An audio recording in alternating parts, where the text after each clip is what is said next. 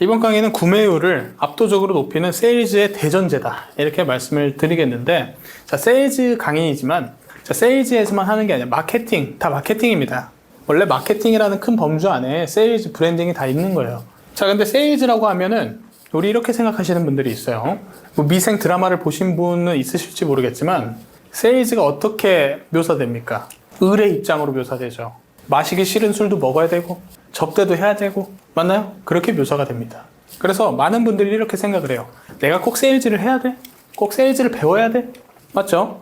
자, 근데 세일즈는 배워놓는 게 좋습니다. 왜 그러냐면 여러분들 어쨌든 사업이라는 것은 지금 여러분들 현상 유지를 위해서 이 강의를 듣는 거 아니잖아요. 그렇죠? 어떻게든 사업을 키우고 브랜드를 키우기 위해서 이 강의를 듣는다. 자, 그러면 어찌됐든 그렇게 해서 커나가는 과정 속에서 사람을 안 만나겠습니까? 사람을 만나야 돼요. 맞죠? 그래서 그 사람을 만나서 때로는 여러분들의 의견을 관철시킬 수 있어야 되고, 맞죠? 여러분들이 더욱 매력적으로 보여야 되고, 여러분들의 의견을 고취시킬 수 있어야 돼요. 주장할 수 있어야 돼요. 그러면은 그러한 주장들, 여러분들의 상품의 매력도, 이런 것들을 어떻게 하면 더욱더 매력적으로 보일까? 그 과정이 바로 이 세일즈다, 이렇게 보시면 됩니다. 세일즈라고 해가지고 그냥 뭐 의뢰 입장에서 술 마시고 접대하고, 그게 아니라는 거예요. 이해되셨죠? 여러분들이 어떻게 하면 더 매력적으로 보일까? 어떻게 하면 이 사람을 설득시킬 수 있을까? 그런 거에 대한 내용이다, 이렇게 보시면 되겠습니다. 그래서 사업을 하다 보면 반드시 사람을 만나게 된다. 그래서 세일즈는 뭐 그냥 술 마시고 접대하고 싸바싸바하고 이런 게 아니라는 겁니다. 물론 그런 거 하는 분들도 있어요. 그리고 그 나쁘다고 얘기하는 게 아닙니다. 그분들은 그거 좋아서 하겠습니까?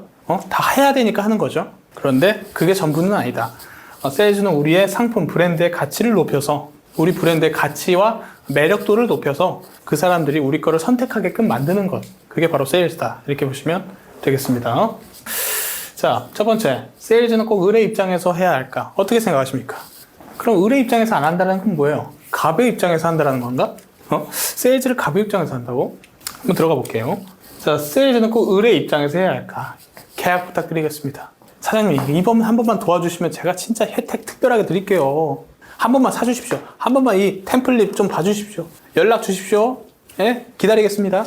제 친구 중에서도 이 영업을 하는 애가 있는데, 영업을 하는 사람들의 이제 가장 큰 스트레스는 실적이죠. 실적입니다. 그리고 업종에 따라서 다르지만 계속 밖에 돌아다녀야 돼요. 어쨌든 그래서 힘들어 하는데 이렇다는 거야. 사장님만 믿겠습니다. 연락 주십시오. 어때요? 의뢰 입장이죠. 의뢰 입장에서 들어가는 겁니다. 맞나요?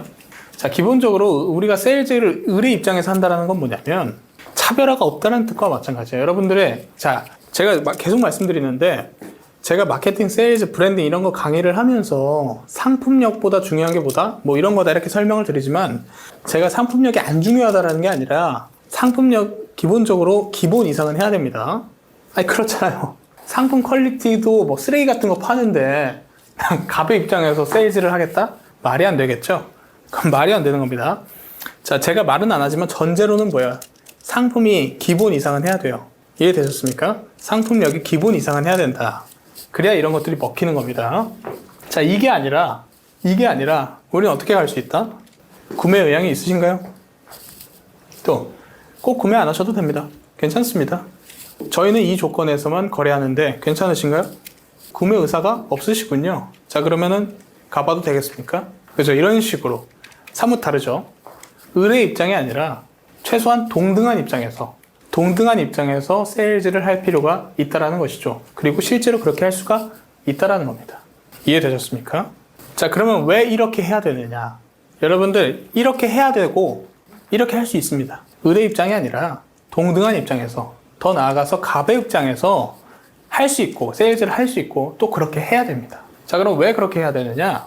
이거 저번에도 보여드렸던 건데, 타겟 잠재 고객의 구성이 어떻게 되냐면 60%는 어때요? 여러분들 상품에 관심이 있어요? 없어요? 없어요? 없습니다. 40%만이 관심을 가질 뿐이에요. 여러분들이 40대를 타겟으로 해서, 40대 여성분을 타겟으로 해서 화장품을 팔아요. 그러면은 그 40대 여성 60%는 여러분들 걸 쳐다도 안 본다라는 것이죠. 나머지 40%가 이제 관심이 있거나 구매 의사가 확실한 사람들입니다. 자, 그래서 저번에 말씀드렸죠. 여러분들의 마케팅의 에너지, 역량들을 어디에 투여해야 된다? 60%에 투여하는 것이 아니라 이 사람들한테 투여해야 된다. 그렇기 때문에 관심 고객을 먼저 추려내는 것이 중요하다고 말씀을 드렸습니다. 세일즈도 마찬가지인 거예요. 구매 가능성이 있는 사람에게만 에너지를 쏟아야 돼요. 여러분들이 살 의향도 없는 사람한테 굳이 가가지고 사주세요 하니까 세일즈가 힘들어지는 것이고, 을의 입장에서 하게 되는 것이고 힘들어지는 일이 되는 겁니다. 맞죠? 근데 관심 고객한테 가서 하는 것은 구매로 전환시키는 게 쉬워요, 어려워요? 훨씬 쉬워진다는 겁니다. 그래서 여러분들은 어떻게 세일즈를 생각을 해야 되냐면, 오히려 여러분들이 고객을 잘라낸다고 생각을 해야 돼요. 아, 얘는 관심이 있는 애. 우리 상품에 관심이 있는 애구나. 아, 얘는 아예 관심이 없구나. 내가 신경도 안 써도 되겠구나. 이분은 구매 의사가 확실하네. 내가 조금만 하면 구매를 하시겠구나. 아, 이분은 내가 아무리 설득해도 안 살 사람이네. 잘라. 이렇게 가셔야 된다. 무슨 말씀인지 이해되시죠? 그냥 아무나 붙잡고 우리 물품 사주세요 하니까 그게 힘들어지는 거예요. 이해되셨죠? 그래서 여러분들은 뭐다? 이 사람이 우리 물건을 사줄 사람인지 안 사줄 사람인지 구별을 하는 것이 세일즈의 기본 대전제예요. 그래서 얘가 사줄 수 있는 가능성이 있다. 그러면은 내가 세일즈 에너지를 투여하는 겁니다. 근데 얘는 내 물건을 안 사줄 애 같아. 그럼 에너지를 투여할 필요 있어 없어요? 없어요.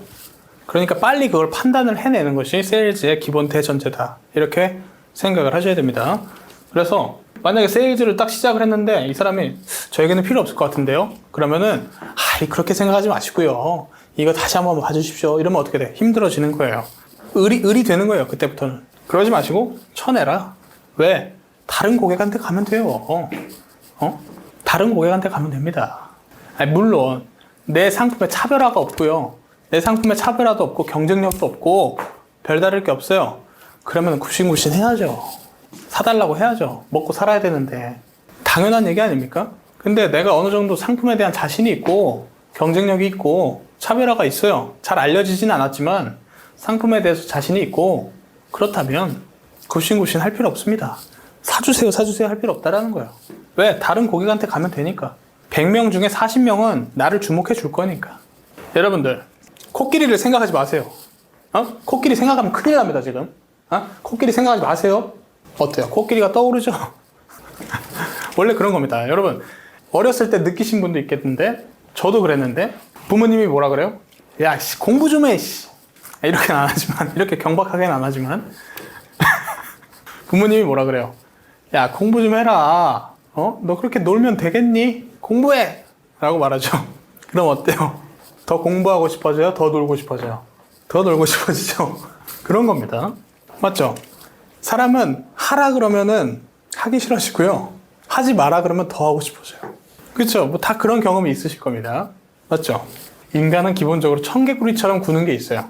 이게 심리학에서는 리액턴스 효과라고 하는데, 물론 청개구리 효과다 이렇게도 얘기를 하는데, 인간은 금지할수록 하고 싶고 소유하고 싶은 인간의 심리가 있다라는 거예요. 가질 수 없는 것, 소유해서는 안 돼 라고 하는 거는 더 갖고 싶어지는 거예요. 하지 마 라고 하면 어떻게 되는 거예요? 더 하고 싶어지는 거예요. 놀지 마 라고 했어. 그럼 뭐 하고 싶어져? 더 놀고 싶어져요. 게임 하지 마 하면 뭐 해? 머릿속에 게임만 떠오르게 되는 겁니다. 그래서 구매하지 마세요가 오히려 구매를 부릅니다. 여러분들이 콧대가 높아지면 구매 안 해도 상관없어요. 물론 이렇게 싸가지 없게 하면 안 되겠지만, 제가 말했듯이 무슨 뜻인지 이해되시죠? 구매하지 마세요. 또는 구매하지 않으셔도 됩니다. 이렇게 나가면 여러분들이 이런 태도, 이런 뉘앙스를 보여주면은 사람들은 어떻게 느끼는지 알아요? 뭔가 있나? 왜 이렇게 당당해? 다른 업체는 안 그런데? 나보고 사주세요 이렇게 막 사주세요 하는데 이 업체 왜 이러지? 날 이렇게 대하다니 흥미롭구만. 한번 사볼까? 이렇게까지 가게 된다는 거야. 실제로. 왜? 인간은 기본적으로 뭐다? 리액턴스 효과를 갖고 있기 때문에. 그래서 구매하고 싶습니다. 이렇게 되는 거예요. 맞아요? 자, 간담 아사노리 아시나요? 간담 아사노리. 비상식적 성공 법칙. 이 책 유명한 거 아시죠? 그 책의 저자기도 하고, 일본에서는 탑 마케터입니다. 이 간담 아사노리가 이렇게 얘기를 해요.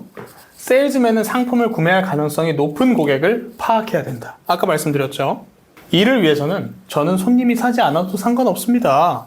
라는 뉘앙스를 넌지시 풍겨야 됩니다. 그죠? 제가 한 이야기가 아니라 일본의 탑 마케터인 간담 아사노리가 하고 있는 얘기입니다. 그래서 결론적으로 여러분들이 면접을 본다고 생각을 하세요. 면접을 본다고 생각을 하세요. 사주세요가 아니라 얘는 우리 물건을 살 수 있는 애다. 아니면 안 살 애다. 딱 판단을 하셔야 된다는 겁니다. 면접을 통해서 가려내신다고 생각을 하시면 됩니다. 항상 이런 뉘앙스를 갖고 가시는 거예요. 안 사셔도 상관없습니다. 안 사셔도 상관없어요. 그러면 관심 있는 애들은 뭐예요? 오히려 사겠다고 달려들어요. 그죠? 얘 뭔가 있나? 진짜 자신 있나 보구나. 나 말고도 고객이 많나 보다. 이미 많은 사람들이 샀나 보다. 얘 배부른가 보다. 라고 생각을 하면서 어떻게 된다? 더 구매를 하겠다고 달려든다는 거죠. 이해되셨습니까? 오케이? 그래서 모든 고객을 설득하려고 하지 마세요. 그러면 여러분들이 을이 되고 세일즈가 힘들어지는 과정이 되는 겁니다. 고객을 쿨하게 상대하세요. 안 사셔도 됩니다. 안 사셔도 상관없습니다. 고객은 역설적으로 우리를 더 원하게 된다는 거예요. 이해되셨습니까? 오케이. 자, 다음으로 넘어가서 나는 얼마나 매력적인 사람인가?